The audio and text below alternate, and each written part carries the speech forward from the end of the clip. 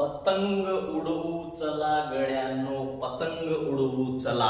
ही कविता सगळ्यांनी वाचलेली आहे, ऐकलेली आहे. जे शाळेत गेले नाहीत त्यांनी पण दुसऱ्याकडून कुणाकडून तरी ऐकलेली आहे. ठीक आहे. मकर संक्रांती जवळच आहे,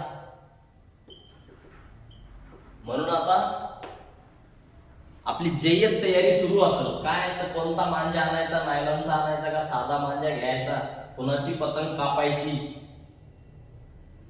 तुमची पतंग कापल्या जाणार नाही हे लक्षात घ्या, कारण पतंग उडविणे हा गुन्हा आहे. तुम्ही म्हणसाल आता सर तुम्ही काही पण सांगा, पतंग उडविणे गुन्हा आहे, पण कधी आहे? तुम्ही मैदानामध्ये जाऊन अशा ठिकाणी ज्या ठिकाणी कोणीही व्यक्ती किंवा प्राणी पक्षी येत नाही किंवा कुणाच्याही जीविताला मालमत्तेला धोका होत नाही, अशा ठिकाणी जर तुम्ही पतंग उडवत असाल, तुम्ही म्हणसाल मग सर आम्ही तर हवेमध्ये पतंग उडवतो, मग हवेमध्ये कुणाच्या जीविताला धोका आहे? मी स्वतः मोटरसायकल चालवत असताना युनिव्हर्सिटी गेट वरून जात होतो तर ते पतंगाचा मांजा माझ्या गळ्याभोवती गुंडाळल्या गेला.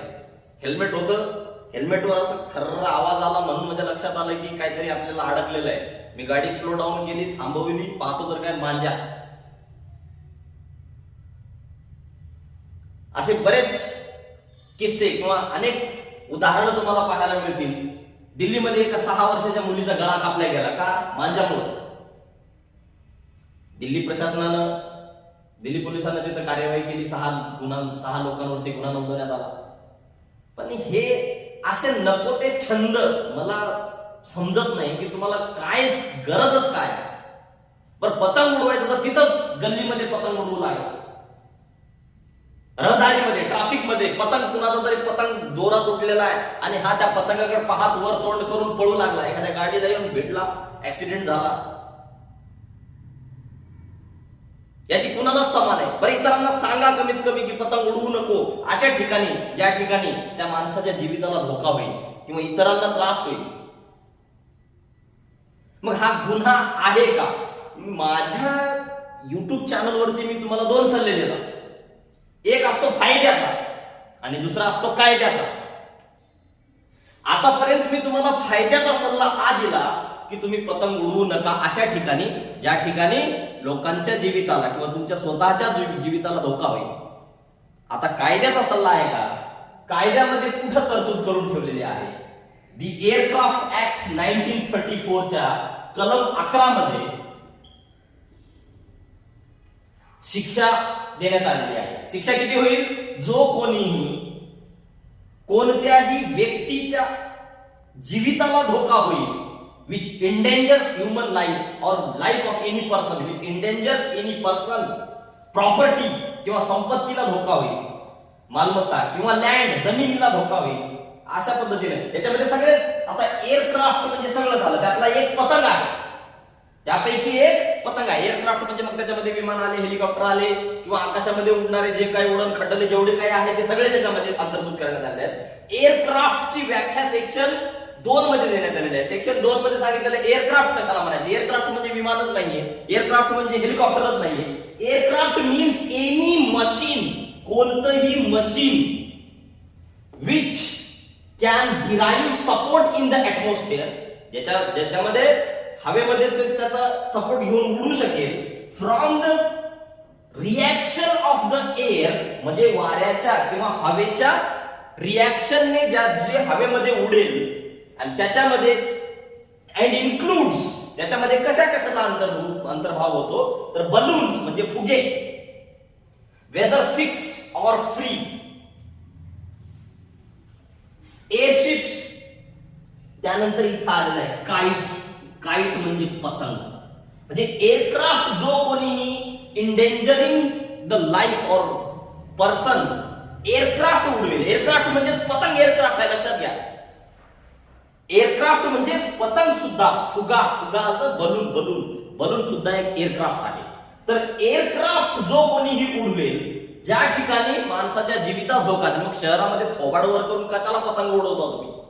तिथं सामान्य माणसं आणि लहान लहान लेकरांना सांगा हे त्यांना कळत नसतं. बापच जाऊन त्या मुलाला केवढ्याचा पतंग पाहिजे तुला, 200 रुपयाचा नको का, 500चा घेऊन देऊ का, त्याला एक 15-20 रुपयाची वही घेऊन द्या, त्याला एक पेन घेऊन द्या, त्याला अभ्यासाला बसवा.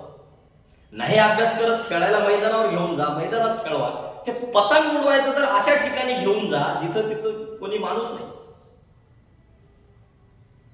एवढा खर्च करून काय तर हात कापून घेतला मांजाला, दुसऱ्याचा गळा कापला, गाडीमध्ये कुणाचं तरी कान कापून गेलं, कुणाचं तर नाकच उडून गेलं, ते मांजा नायलॉनचा. आता माग मुंबई पोलिसांनी देखील नायलॉनच्या मांजाला बंदी घातली होती. नायलॉनचा मांजा मुंबई पोलिसांनी देखील बंदी घातलेली आहे. आणि जो कोणीही अशा आदेशाचं पालन करणार नाही, कोणता आदेश की कोणीही मागे शहरामध्ये पतंग सुद्धा विक्री करण्यावर प्रतिबंध आणला होता, त्याचे कारण हेच आहे. काय लोकांच्या जीविताशी तुम्ही खेळत आहात, which endangering the human life, माणसांच्या जीवित. म्हणून पतंग उडवण्यापूर्वी तुम्ही याची काळजी करा की तुम्ही योग्य ठिकाणी पतंग उडवत आहे. नाहीतर मग हे एअरक्राफ्टच्या व्याख्येमध्ये येतं आणि त्यासाठी शिक्षा म्हणून 2 वर्षाचा कारावास आणि 1 कोटी रुपये, याच्याकडे पतंग घ्यायला पैसे नाही, 1 कोटी रुपये पर्यंतचा फाईन आहे. म्हणजे 1 कोटी 1 crore म्हणजे 1 कोटीच होईल असं नाही. त्याच्या ऐपतीनुसार जे काही शासन किंवा न्यायालय दंड ठोठावेल, 100, 200, 500, 1000, लाख, 2 लाख, 5 लाख, 3 लाख,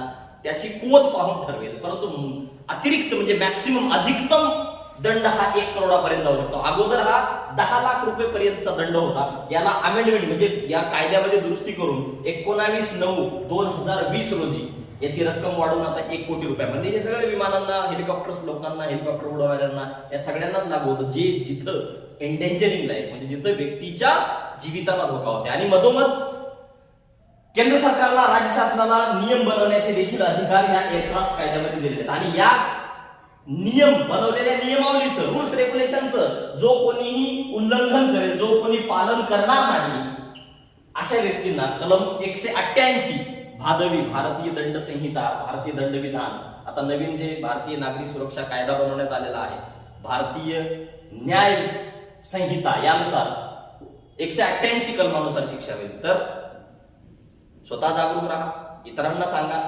पतंग उडवणाऱ्यांना प्रमोट करू नका, पतंग उडवणाऱ्यांना आळा घाला. हा ह्या व्हिडिओचा एकमात्र उद्देश आहे.